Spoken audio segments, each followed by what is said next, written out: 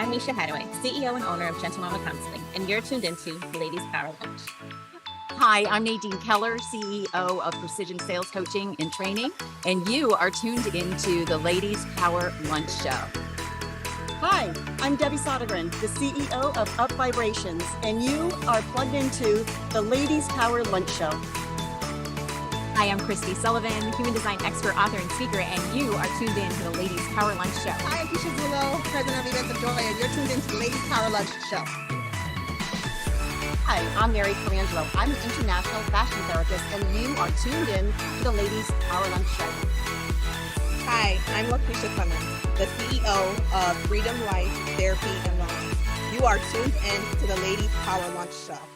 Hi, I'm Kiana Coachman Strickland, also known as DJ Q Boogie. I'm the founder of Female DJ Association, and you are tuned into the Ladies Power Lunch Show. Wonderful. I want to invite Maryann, Nadine, and Elizabeth to also just take a moment to share with everybody who you are and a little bit about what you do in your own words. So Maryann, you want to start? Sure.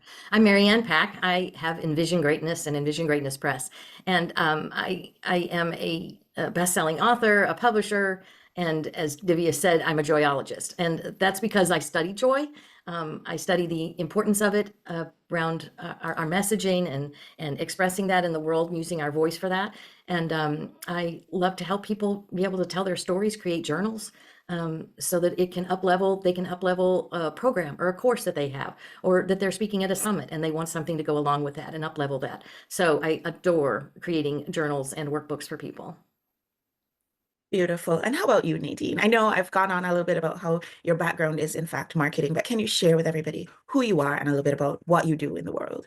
Absolutely. First of all, thank you so much for the invitation for today, Davia. It's always great to be in the room with Ladies Power Lunch. So I'm super excited to be here. So I am Nadine Mullings. I'm the CEO of Nadine Mullings Marketing Agency. And what we do in the agency is we help women business owners who may be struggling to market and promote their books, their business, or their brands. Marketing can be all consuming, overwhelming, all the things, but our goal is really to just simplify it. And as Maryann says, to lean into joy. You are joy. So really enjoying your marketing and how you show up in the world is what we help you to do in the agency. So if you have a book, a business, or a brand that you're struggling to get the word out there, marketing can be simple. It's really strategic and specific, so you can attract the people that you're called to serve in the marketplace. That's what we do in the agency, and that is my passion and purpose. I love that, Nadine, so much. And you've been such a great help to us to even figure out what it is that we are doing to streamline our process. So thank you for that. Elizabeth, will you share with everybody in your own words a little bit about who you are and what you do?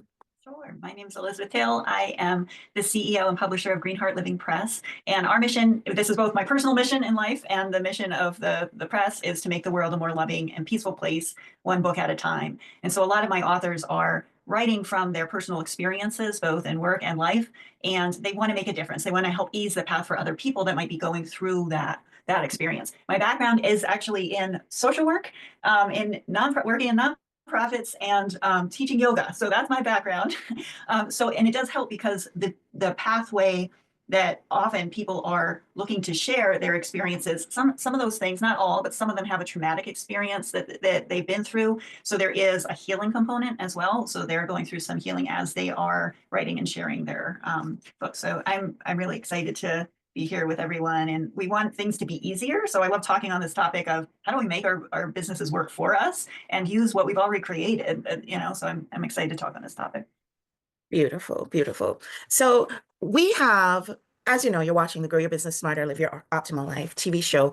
We have a mission to support women in business to help us to grow our businesses without the push and this pull and this stress and the strain and struggle, but to look at the gifts and talents that everybody in our community has. And our community is over 1,000 women. So if there's something that you're struggling with in your business, there's going to be somebody in our group who either has the expertise to point you in the right direction or knows who you need to connect with. And so there's value in us all just putting our resources on the table, and everybody can take what they need. And that's really what we believe in. But like I said before, we don't want to leave behind the aspect of joy in our lives. We don't want to leave behind the idea that we're here not just to get up and go to work every day and then wake up tomorrow morning and do it again and be on that treadmill.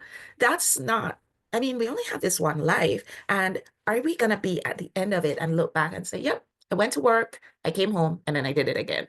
There has to be more. And so that's one of the areas that we really believe strongly in here on this show. And one of the things that Maryann's going to really dive into with us a little bit today. So I want us to just go right ahead and get started with this discussion. And I want to invite Maryann to coordinate this discussion, take charge of this discussion, and point us in the direction that we need to go in order to grow our businesses smarter and live our optimal life. So Maryann, I hand over to you.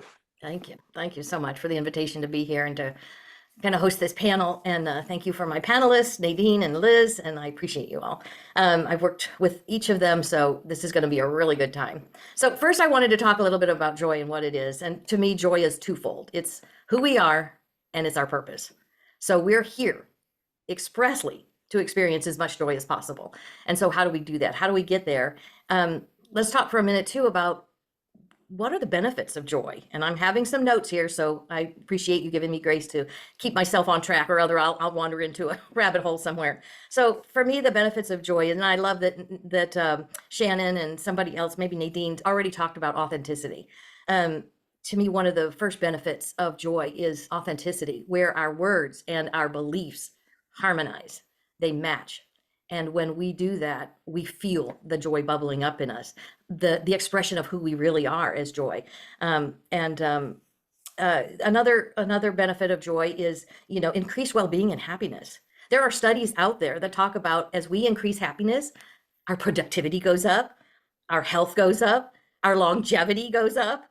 Who doesn't want more productivity in our businesses? If we can accomplish more, our inspiration goes up. We get inspired next steps that let everything flow so much easier. It increases our compassion for others and our passion for what we do. It increases our self-love and self-appreciation. And I love how my mentor, Abraham Hicks, talks about self-love and self-appreciation is actually the same vibrational frequency of source.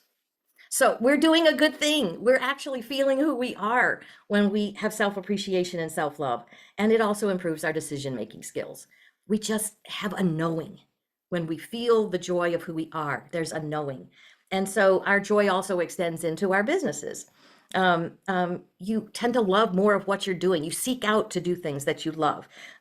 There's problems that seem to solve themselves when we're feeling joy. It's just because we're attracting everything that we need and everything that we want. And so, problems solve themselves without our input. People are drawn to us, to work with us. Just, we're affecting others. We're affecting the world for good and making an impact. And our joy extends into our content. This is where we're going to start drawing in, how we write, that authentic voice that we're expressing, in our content, in our books, in our conferences that we speak at, our speaking engagements, our podcasts, everywhere that we put content. If we don't have that joy and know who we are as joy embodied, our authenticity is just going to fall flat because it won't be there. And the messages will not get through to the people who are calling this work forward through us. Because I feel like you don't have a passion for something. You do have a passion for something. It's because other souls are calling you to do that work. They're calling it forward from you. So they're literally wanting it to pull out of you so that they can have it. I want to touch one more thing on this authenticity. I follow a gentleman, and his name is Gary Brecka, and he's a human biologist, and I love what he says about authenticity. And I just want to read this short quote to you because it's really good about women. People that seek success and don't seek significance never find authenticity.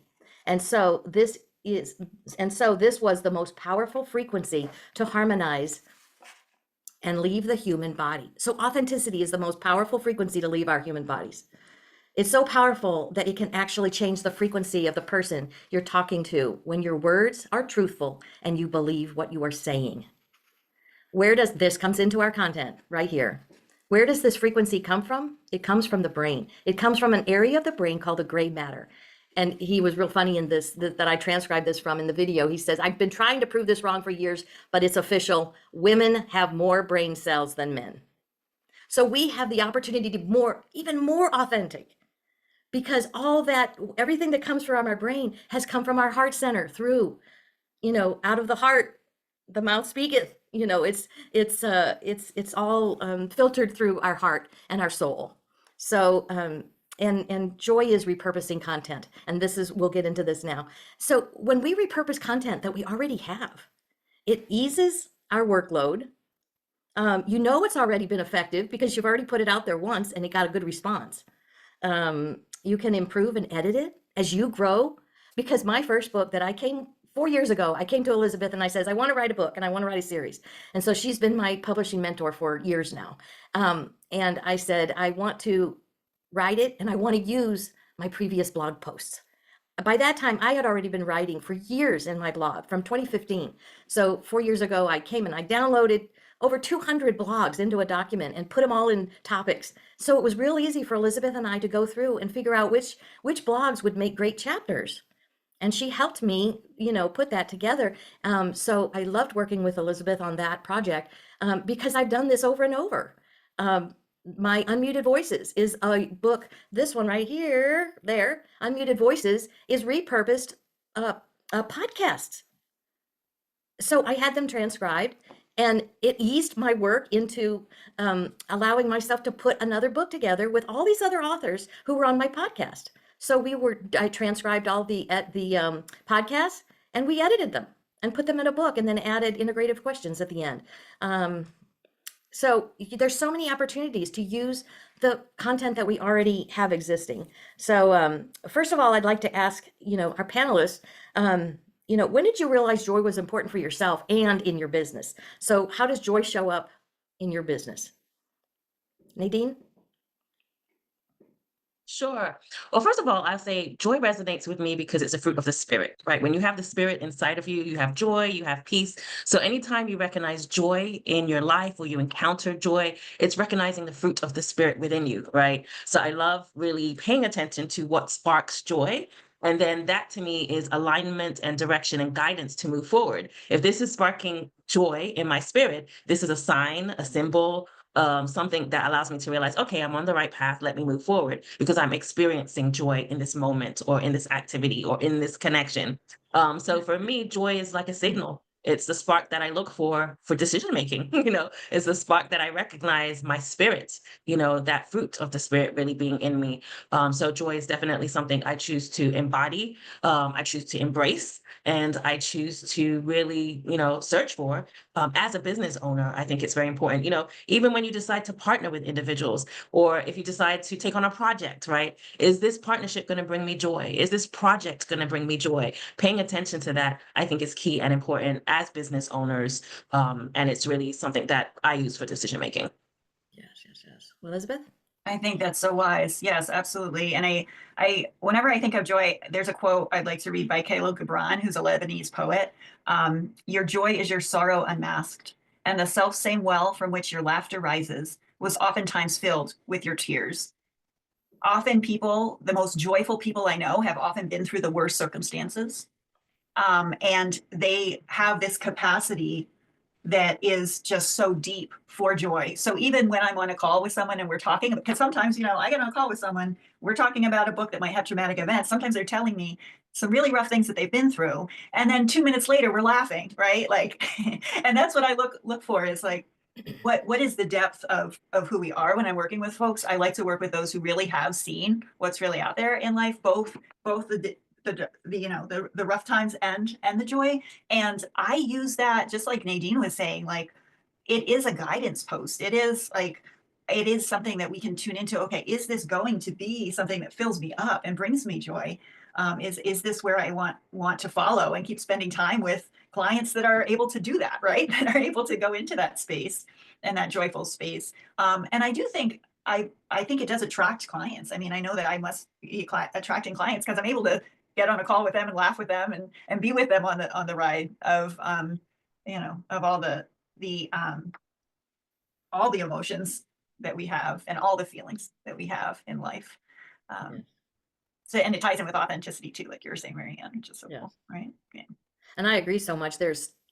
I didn't come from joy, so I think that's why it's so important to me, because once I read the post from Abraham Hicks, and they said, you are joy. It's not just that your purpose is joy, it's but that you are joy. You are love and joy and freedom and clarity, expressing energy, frolicking and eager. That's who you are. And I was like, that's me, you know? So I think that's why I love expressing joy, because I finally realized, oh my gosh, that is really who I am. So, you know, and as we bless others with who we are, talking about decision making, you know, when we do that and we listen to that little joy nudge, that feeling of joy that comes in when we're heading in the right direction for us, that aligns with our truth and aligns our beliefs with what we say and do. And so we have that coherence. It's so important for us to follow through when we get those nudges, because that's an inspired step that just came direct from spirit and says, come this way, go over here, do this, you know. So I think that's so exciting. And this is why it's important to listen, because there are also times, again, when we need to repurpose material. We learn by repetition.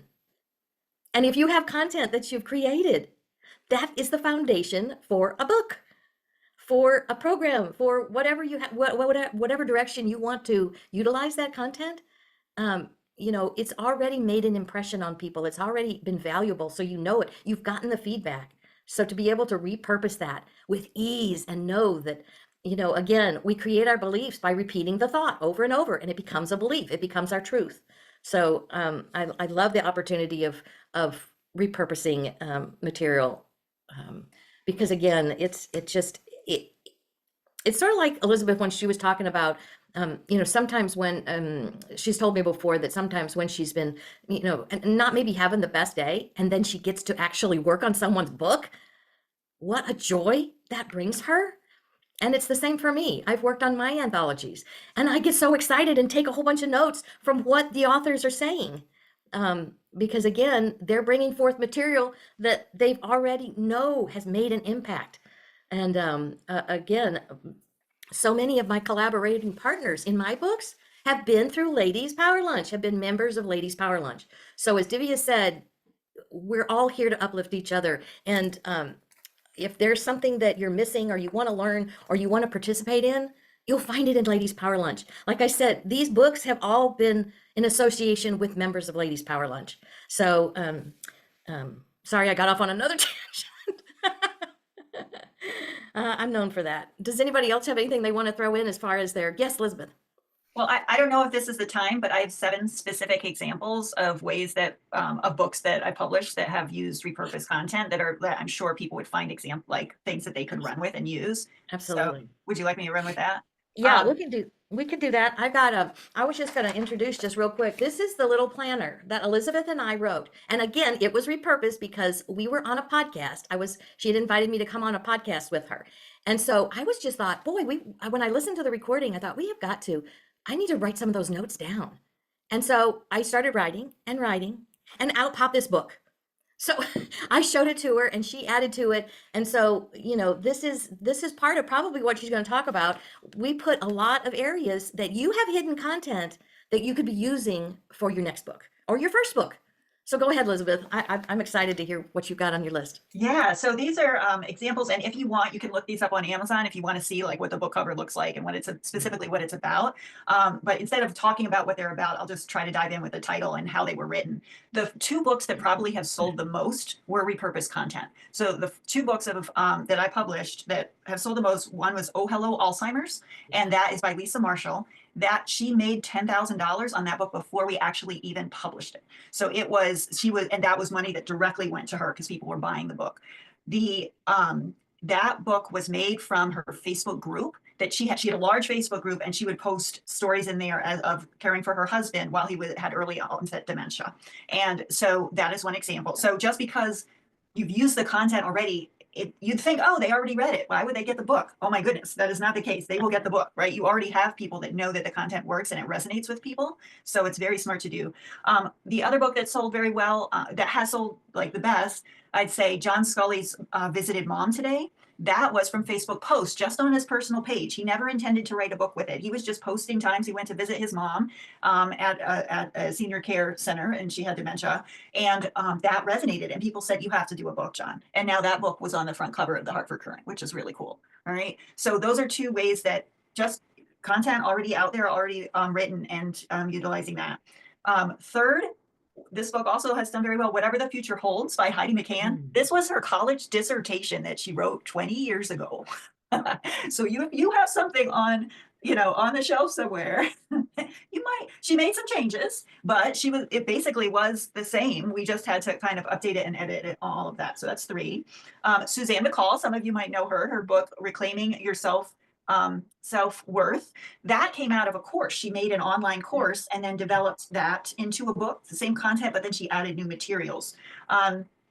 Okay, so that's 4. So Letters to Betty. This is by Mary Bubb. This was her grief journal. This was a journal she wrote for a year, very raw, and we were able to take it straight, written like it was, just some tweaks to put it together for a book. How Dreams Are Built. So this book is by Alex Terranova. He has the Dream Mason podcast, which is like how businesses build their dreams. Amazing people that he had on the podcast. And we just took those podcasts and made them like quotes from the podcast, right? It wasn't even reframed or written. It was just quotes from the podcast that really stood out. And then the 7th one I wanted to share is Janora Ledbetter's Centering Equity in Your Organization. And that is, and also Maryann did work on that too, which is awesome. So that was from Janora's presentations that she gave to businesses, to primarily nonprofits, in the work that she does. And so they were able to take those presentations, that curriculum basically, and reframe it so that it was a book that could be used. So those are just 7 examples. There are about 50 million other ways that other places people put content, emails, blogs, like everywhere. But those are some examples that I wanted to share because they're, real and out there now, which is neat. I agree. That's what I tell people, don't think that, oh, it's too short. It's just an email. No, I have read some of your emails. They are powerful. They're either spiritually uplifting or they're technical and they teach me something. So whatever your expertise is, don't, abandon them just because they're short. You can always add to and flesh them out a little bit more, but there are so many ways to use our content. And yes, it was so much fun to help with ghostwriting with Lenore's book. And there's ways to do it, like if you spoke at a conference, if you can get the download of that recording and have it transcribed, you can then edit that transcription into something. But again, it's repetition. We learn by repetition. So use your content over and over again, even if you just freshen it up a little bit. Because the thing is, as Liz talked about, every process that we do as we write things and we write our books, we are growing. We are transforming. That is a transformative process. I have transformed through every one of these books that I've created and been involved with helping Liz or with other people. So you're growing. And even in my blogs, those blogs that I'd taken from years for my first book, I made sure that I updated them because I had grown since then. It was still good material and they had done really well for me in my posts, in my blog, and gotten good response. So, but just updating things as we grow, because you'll read through your material and you go, that's pretty good, but now I can add this, so it brings you even more joy because you see your progress. So I love that. Thank you, Elizabeth. That's so helpful. And again, a lot of that kind of thing is in this planner. Just real quick, Elizabeth and I are going to be recording a masterclass course. So on this topic, so it'll be so much easier for you to follow along in a self-paced way. And that will be helpful. Nadine, did you have anything else you'd like to add about? Yeah, definitely. So I love everything Maryann has shared and Elizabeth has shared about, all the different places and spaces where we can repurpose our content and create amazing books. Maryann talked about her book where she created a book from her blog post. How many of us are sitting on hundreds of blog posts that can now be an amazing book that someone can read? And Maryann also talked about her podcast and also repurposing that information into a book. So I love that. And Elizabeth just shared many of her clients in different ways that they've repurposed their information from Facebook groups, emails was mentioned. I think what I want to look at is in the reverse. So I feel that, yes, it's amazing and awesome to repurpose information and place it in a book.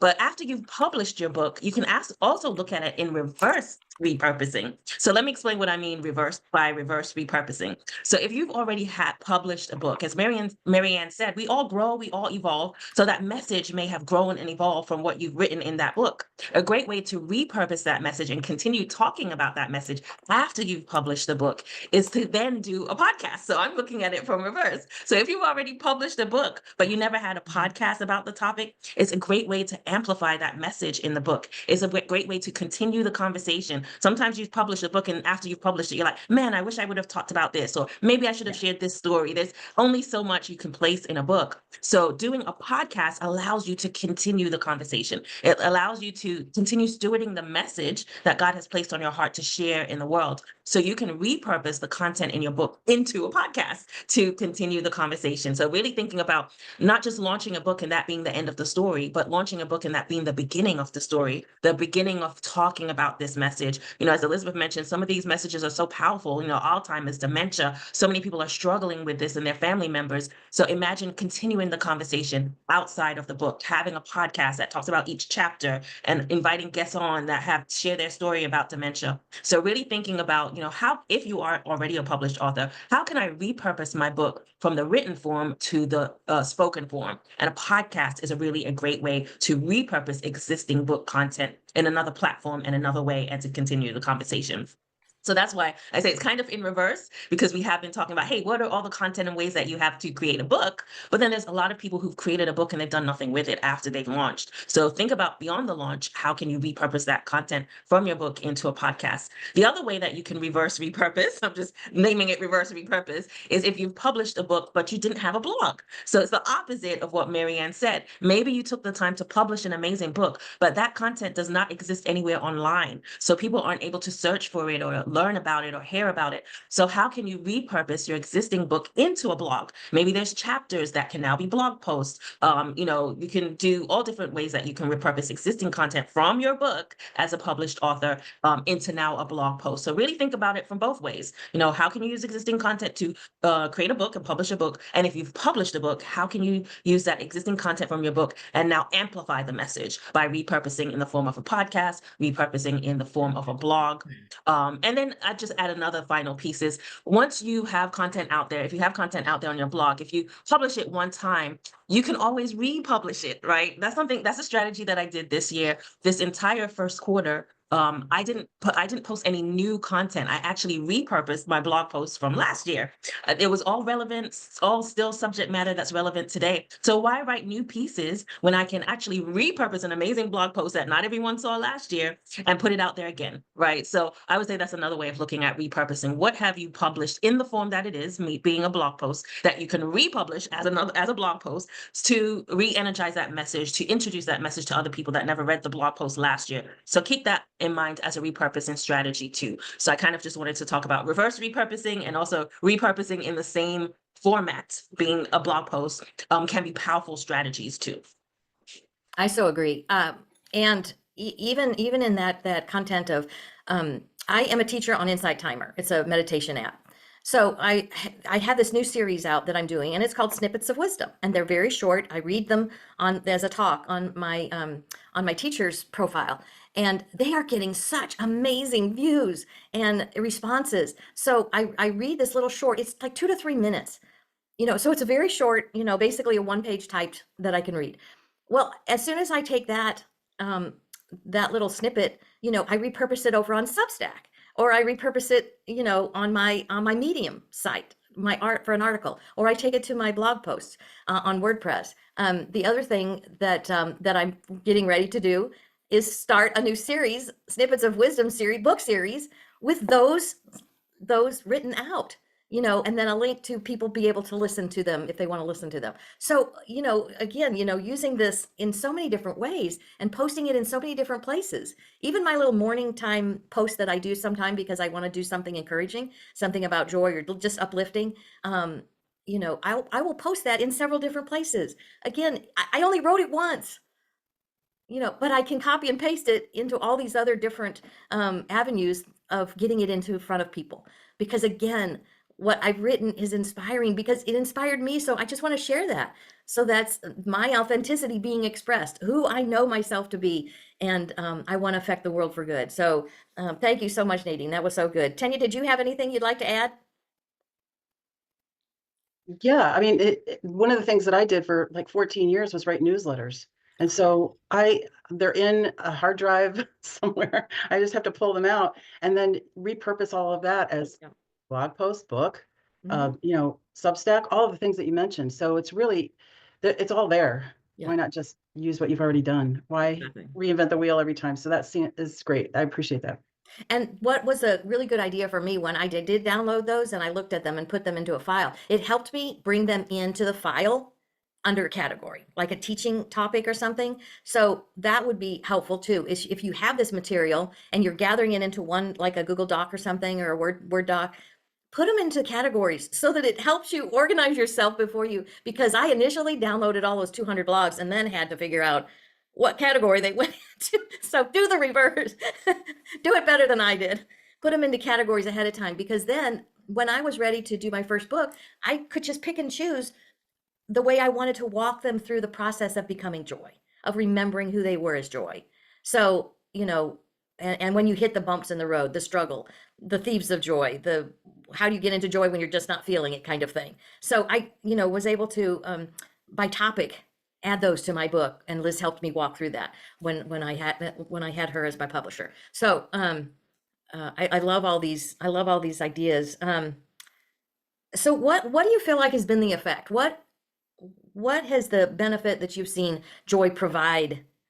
How has it improved your business? How has it improved your life? Because it shows up.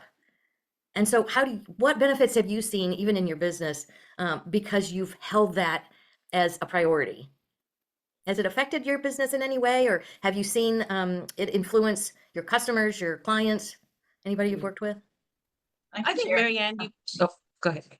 I was just going to say, Maryann, you kind of alluded to it, because there's going to be times and situations where things are difficult, it's hard, it's a struggle, you want to give up, but really leaning into that joy, leaning into the why you do what you do helps you to move forward.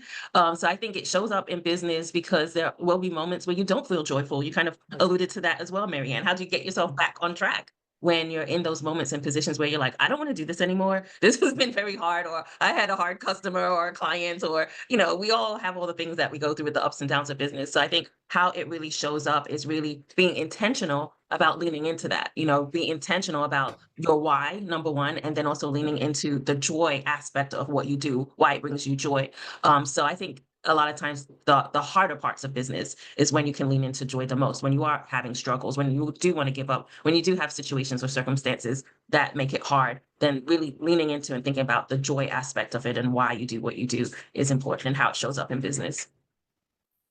I'd say joy and authenticity too are like real authenticity, not like just a flashy word of me just being real with people, is very attractive as far as clients coming on and signing on with me, right? Like, and being able to be joyful about celebrating their wins with them. Like this was like a whole path I had to learn to like celebrate myself and be joyful about things that were going right in my life. Like I had to figure out how to do that. Right. And so that's kind of a path I've been working on the past couple of years, is like, how do I also celebrate with my clients when they get a huge win too, right? Like, because I know I'm not the only one that had trouble being celebrated. No, that's something other people have to learn too, and expressing that joy in that way.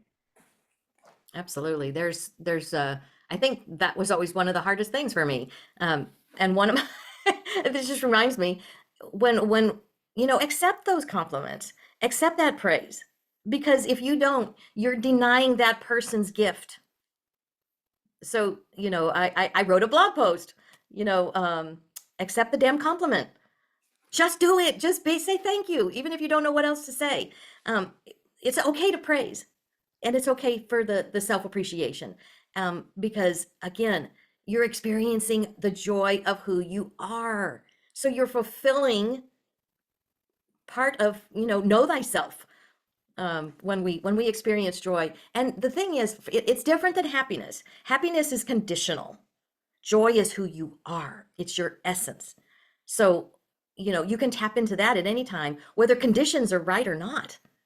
the joy of who you are is available at all time. Like Nadine said, it's part of the spirit. It's the gift of the spirit. Um, so it's with it being who you are, it's the more we tap into it, the more our books, the more our content is going to be well received. Because again, we only feel this calling is because other souls are calling us to the work. And it's not, don't think that, oh, well, my book, it's just oversaturated. No, you're unique. Your message is unique. As I always said on my podcast, our mess is our message. What we've come through usually becomes some of the work that we do. So it becomes our message. I love to be able to, hear people's stories about their overcoming and how they came out the other side in joy, knowing really who they are. And again, we have so much content that we've already expressed. And then when you freshen it up, it's just a beautiful way to present it again. I love how Nadine said, use it again, publish it again. It makes our life easy. But again, we already know it affected people the first time around. Let's hit them again with it. Because it's so, again, we just continue to enjoy the ease that joy creates in our lives. So Dr. Davia? Thank you so much, ladies. Oh my goodness, this was such a robust conversation. I really enjoyed every moment of it. I enjoyed, Maryann, your perspective on this. This really hit home for me, and I love how Elizabeth reinforced that when you are joy, and that joy isn't happiness because it's not conditional, it's part of who you are, but when you are in joy, then it actually affects the kind of content that you put out, and it affects how it's being received by the folks who are out there who are looking to connect with you. And so if they're looking to connect with you and you're not in joy, then it's going to be a miss.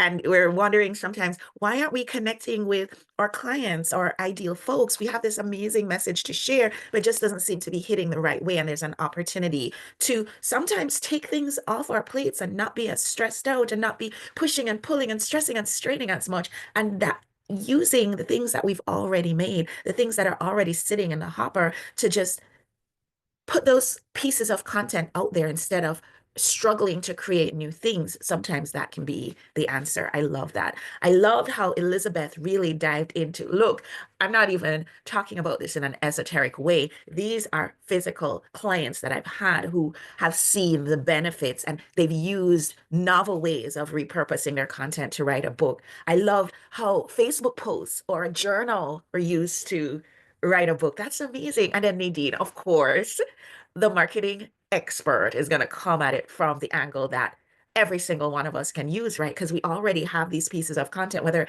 it's we have books or we have courses or we have things that are sitting that nobody's necessarily looking at right away. And we can look at them and say, hey, oh, let me pull this content out. And I want to put a little plug in here for the folks who've joined us on the call today. I want to say definitely get Elizabeth and Maryann's book, Repurpose and Publish Planner, because that can, sometimes we're watching along on the show, and I always hope that folks get a takeaway from the show, that they get something that they can actually go and implement in their businesses so that they can actually make the cash register ring. I feel like do that or don't come at all, because what's the point?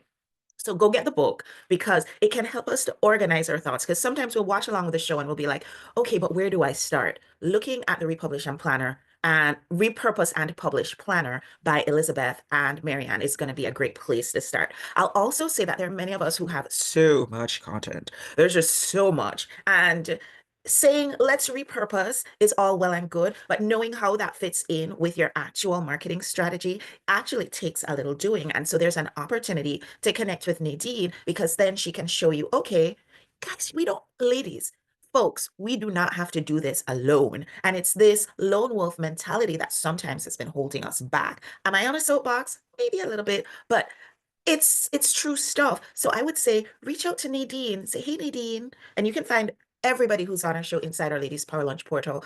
Just go to growsmarternotharder.com/login, and you'll be able to connect with our Facebook community, which is robust and thriving. You can connect with every single person here, and you can get what you need. But connect with Nadine, connect with Elizabeth, connect with Maryann, and just see how you can move your business forward with very little effort. at the end of every show, we pull a card just as a thought for the day. And I thought, one of the people that I know who's really, really into cards and understand cards is Dr. Tanya and Maryann. So I was wondering if each of you could pull a card for us and then post it later on in the Ladies Power Lunch Facebook group and just share. So Dr. Tanya, did you want to share your card with us? This is a labyrinth deck that was given to me by one of my wonderful coaches, Karen Yankovich. And let me pull a card for you right now. I'll just shuffle once. It's nice to be able to do that. And this is a great A full deck. I Vegas really like shuffle it. there. A labyrinth is a sacred place where you can walk through. You can walk through the labyrinth and see how in and out you go. And it's used. This one is I think it's this particular labyrinth is in New York, upstate New York. We have several here. And this is the card that I pulled, Mother. Ooh. Try to keep the glare off it. Mothering helps us feel safe and loved. Nurture yourself. Well, I don't know who, I'm raising my hand right away, who needed that message today and perhaps every day. Oh, that's so beautiful. I invite you, please go ahead and post that one inside our Ladies Power Lunch Facebook community. Thank you so much, Dr. Tanya. Yeah. And Maryann, did you have a card that you wanted to share with us today too? But please unmute, because we have to unmute our voices. Touche. Touche. This comes from Colette Baron Reed's Guides Oh, to the nice. Guides of the Hidden Realms. It's a recent deck that she just published, and so this is the card that I just pulled. It says, open-mindedness, perspective, nuance, and complexity. This and that are true. So I'll post the guidebook reading. Can you hold the card up again? Because I just had like a really good thought about how this relates back to the conversation that we've been having, open-mindedness, perspective.